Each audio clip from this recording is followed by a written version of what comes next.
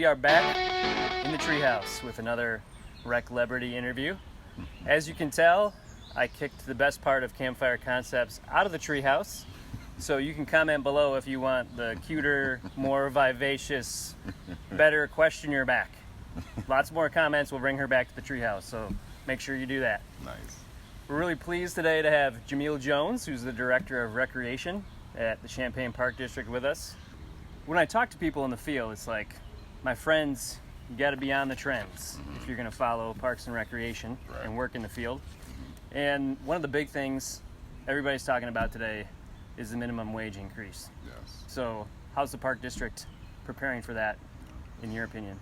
Well, we've already made adjustments already, getting people to a level where they should be based on the current minimum wage, and any immediate changes that are going to happen here within the next year and a half. We're also looking at long-term as well, the compression, how this is going to affect top-down and those who are above those individuals. Right. The next level is a big thing to be concerned about, right?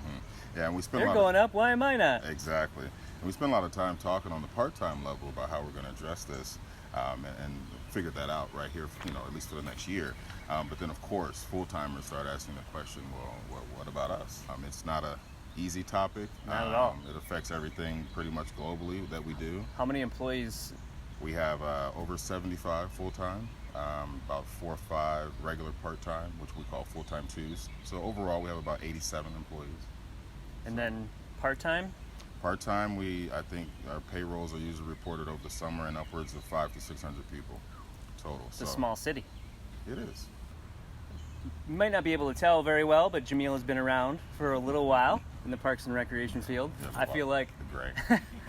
every time I've talked with him, it's like I get a new story, new great thing that's happened in your career, wise insight. So as you think about trends and what you see impacting the field in the next couple of years, what are you watching right now?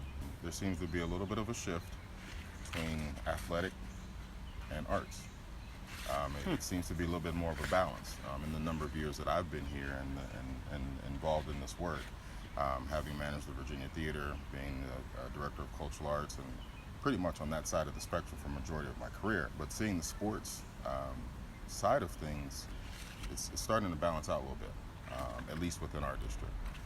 And when I say that, when I mean balance out, it's the participation isn't as high as far as us being able to attract teams, but more so working with partners. So while it may on the surface seem like an issue that we're not necessarily providing those programs, we are finding ways to partner with individuals and other entities that are popping up, to carry that burden and that load. I would say the overall trend is there's a lot more in the community. Small businesses opening up. I can't tell you how many fitness centers we have here in Champaign alone. Yeah, a lot. So that affects what we offer and how we do things, because our space isn't as large as a regular fitness center would be, but we do offer some quality equipment and try to offer some programming and things like that. So it is attractive with low-cost memberships and other amenities provided at our varying centers. So I would say it's not a bad thing that it's trending that way. What it does is it provides an opportunity for us to partner with those individuals or those agencies for various things like our fencing camps or our Cobra basketball, Parkland Cobra basketball camps that we offer. Working with the schools to host archery in our facility. So while we are not necessarily offering those programs, we're working with the entities that are offering that and providing the space, an exchange of space or marketing efforts or Someone comes to you and says, hey, I'd like to use your space for archery. How does that relationship develop? How do you decide we have the space, this is a program we'd like to see grow in the community? We're open to any and everything. I think that's the first thing that really helps with that overall partnership approach. And what we are able to provide to the community is that you have to be open to working with others to see how you can offer that. We do our best to capture as much information from our participants through our evaluation process, through our website, word of mouth, personal testimonies, and those types of things. Public input's important? It's very important, to help us shape, how our offerings. And then it's just growing relationships. That's the major trend right now. It's relationships and partnerships. And if you're good at that, I think you have a lot of success. I'm hearing you saying the arts are starting to balance out parks and rec or sports. Tell me about what are some art programs that you would tell people that are hot right now? Anything that involves working with teens or kids for self-expression, and that would be through youth theater, art exhibits. We have a program that we're working with now. It's called That's What Teens Would Say, or That's What Teens Say. Nice. And it was an opportunity for them to talk about life experiences, what they're experiencing right now. Things that are going on in their life. How is school? How are relationships for them? Equity. Do they feel like they have the opportunity to do things that, that others do? I would say those type of efforts have been really beneficial and helpful to getting kids to just engage. That's the biggest part right now. Teens are the toughest group to reach. They're for tough. Sure. They kind of want their own free time. I don't want to hang out. I don't want anything structured. I want everything unstructured, and which I can understand that. We were teens at once upon a time. You mentioned equity as part of the things that some of the teenagers want to talk about as they do these different theater programs, etc. I know you've had a lot of experience in that area working with the Douglas Center and Douglas Park. Maybe it's a little bit closer to a more underserved community with neighborhood within Champaign. So that's one of the questions I wanted to ask you too. Like, what are some steps or some keys to success in reaching underserved populations? Well, it's an effort that you can't do alone. You have to have buy-in from the community, from other community organizations that recognize the need, that are willing to sponsor, that are willing to open their doors to that demographic, and just play a role in their lives.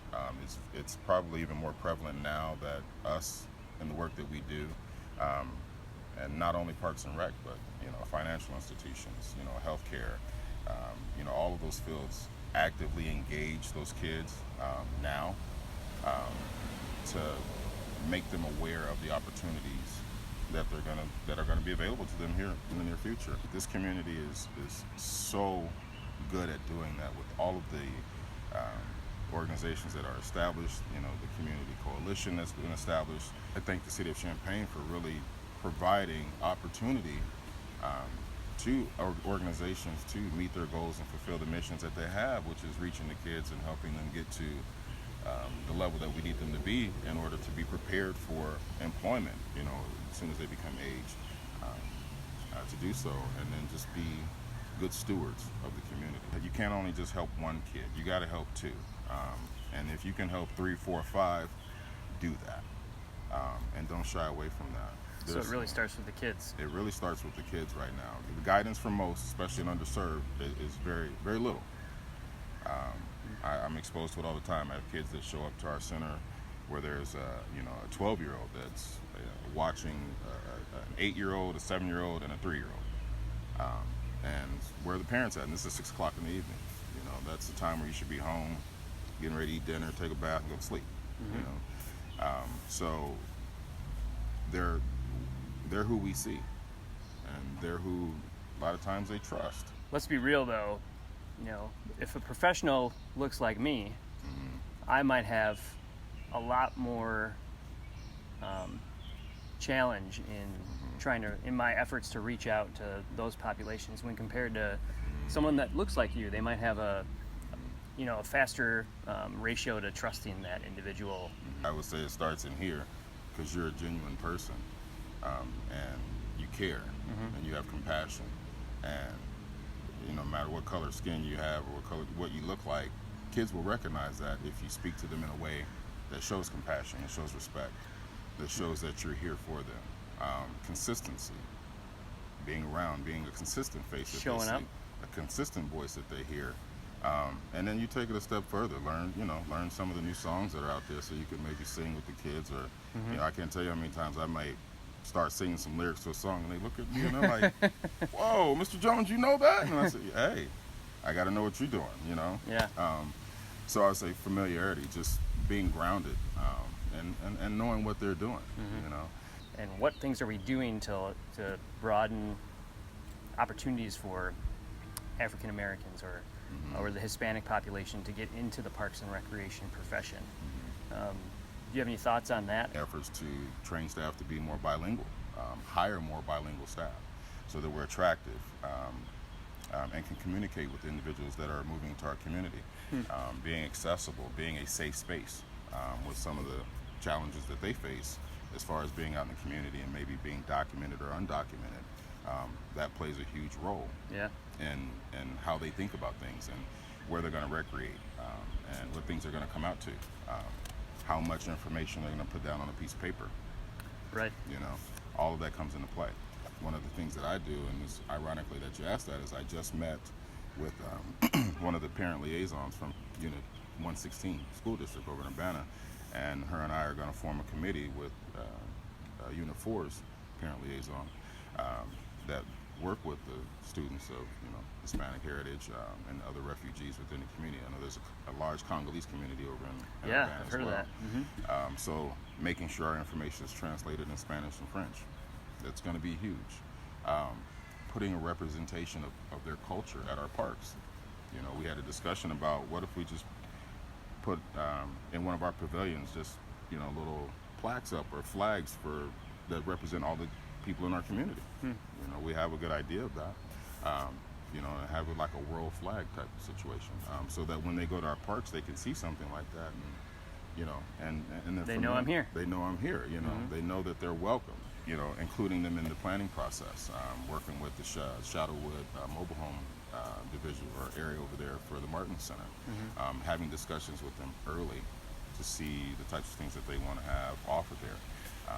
So it's just about engagement and just just having a good heart and follow through. No lip service. If you're gonna bring it up, if you're gonna go after it, you got to follow through. Yeah, for real. Well, thank you very much for joining us today. No problem. Really Anytime. appreciate you coming out, Jamil. Don't forget to subscribe and also comment on whether or not you want to see Jesse come back up here and interview as well. Thanks, honey.